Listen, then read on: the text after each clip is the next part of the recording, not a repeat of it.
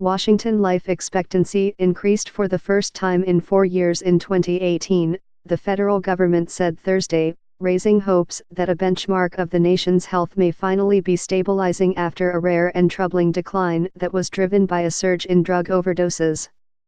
Life expectancy is the most basic measure of the health of a society, and declines in developed countries are extremely unusual.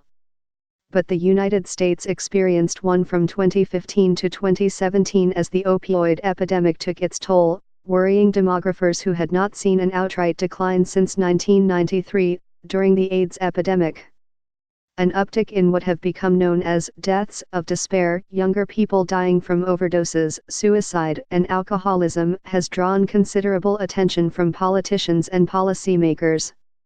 The 2018 data, released in a report on Thursday, confirmed the first decline in drug deaths in 28 years, an important improvement after decades of rises.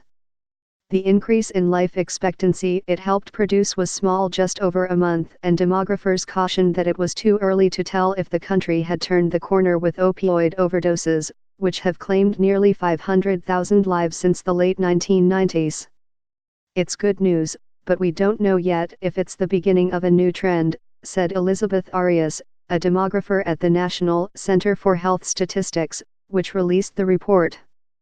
Still, the rise was welcome news in states like Ohio, which in 2018 had the biggest decline in overdose deaths in the country.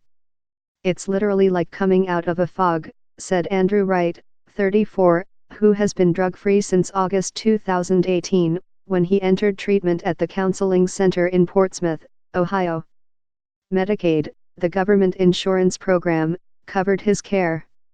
"It's like I'm 22 and I've finally made it out of my parents' house, embracing life for the first time. I'm learning how to live."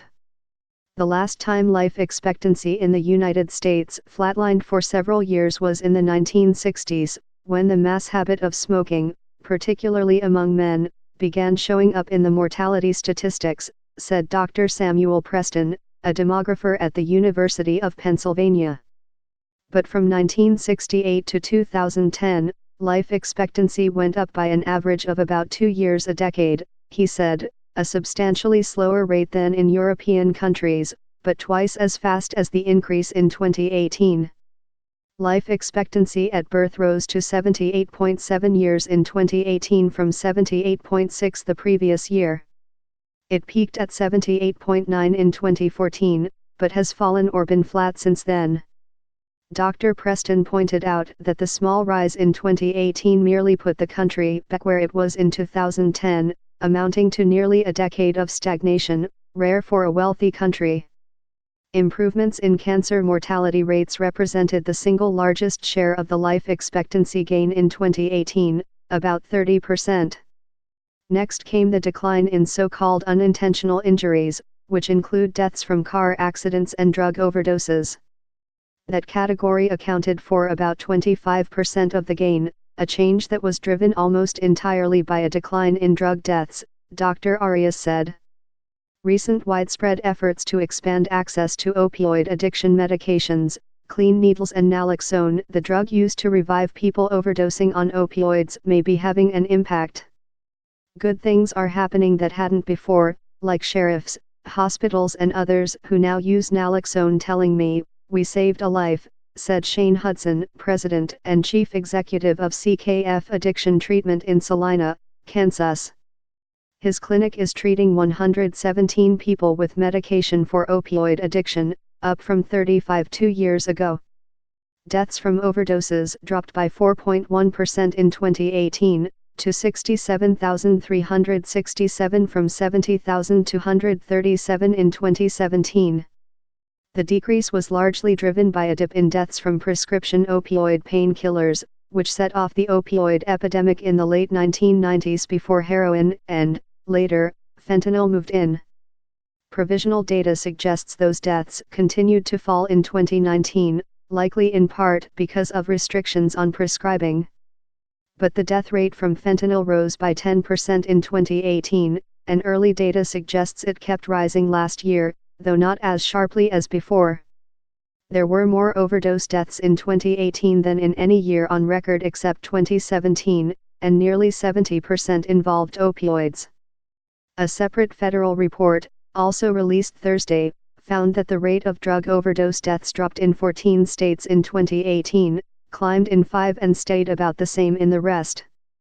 The 5 states whose rates climbed were California, Delaware, Missouri, New Jersey, and South Carolina. Ohio saw the biggest drop, to 3,980 overdose deaths in 2018 from 5,111 in 2017. With the fentanyl death rate still climbing, along with deaths involving cocaine and psychostimulants like methamphetamine, it is not clear whether the overall drop will be sustained. Mr. Wright, of Delaware, Ohio, developed an opioid addiction when he was 23, starting with prescription pills and moving to heroin. He said he spent years, on and off, sleeping in his car, under bridges, and on his parents' screened porch in the winter, under a table so his father wouldn't see him. But he has now stayed off drugs for the longest period in his adult life, he said, a fact he attributes to his treatment program together with a change in the attitudes of the people in his town. A small grooming products company, Doc Spartan, hired him to make beard oil and grenade-shaped soap. Someone sold him a cheap car. Others helped him start sorting out his life, getting driver's license, dealing with his unpaid bills, and getting treatment for hepatitis C. I literally feel like I'm a soldier in this war, and I really like it, said Mr. Wright, who now works as a trainer at PSKC, a CrossFit gym, and at a halfway house. Another bright spot in Thursday's data was cancer mortality. The overall cancer death rate dropped by 2.2% in 2018, a substantial decline.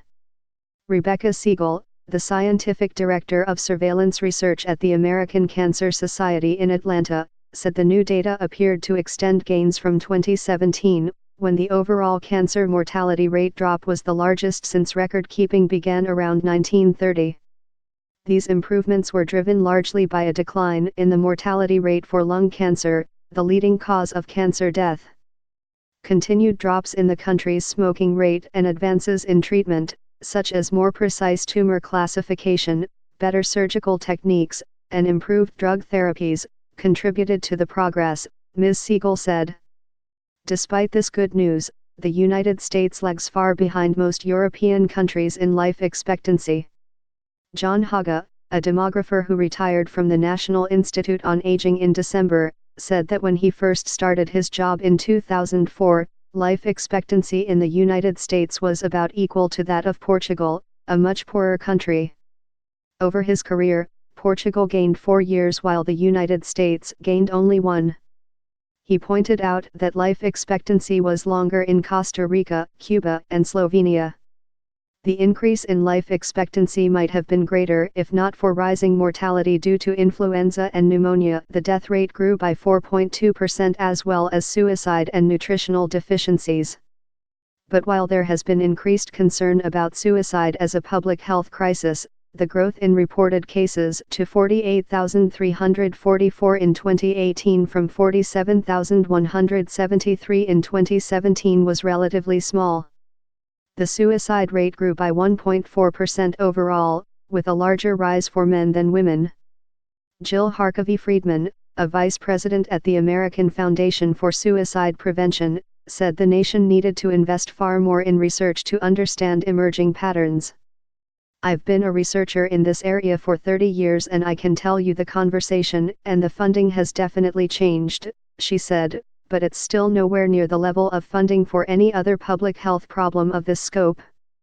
A federal report last fall found that the suicide rate among adolescents was at its highest level in 20 years, although the total number of teenagers who died by suicide in 2017 was fewer than 2,500. Jane Pearson, chairwoman of the Suicide Research Consortium at the National Institute of Mental Health, said there was no definitive explanation as of yet for the climbing suicide rate. We are worried about adolescents in particular showing increases in depression and anxiety, and trying to understand what's driving all of this, she said. We can't measure a lot of things that we would like to.